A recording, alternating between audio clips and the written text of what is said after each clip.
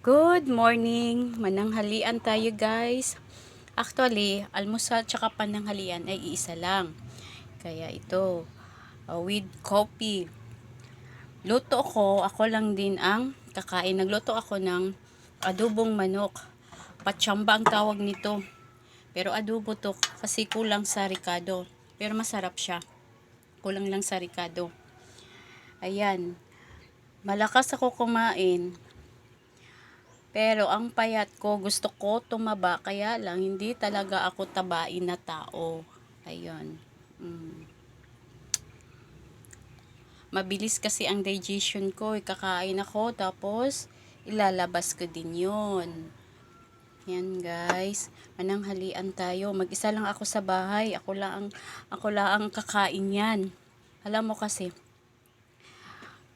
pagluto mo, at ikaw lang din ang kakain, minsan ang hirap kaya lunukin ng pagkain.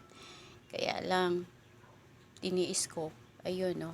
May paris na kape panulak. Thank you for watching guys. Mananghalian tayo. Bye-bye.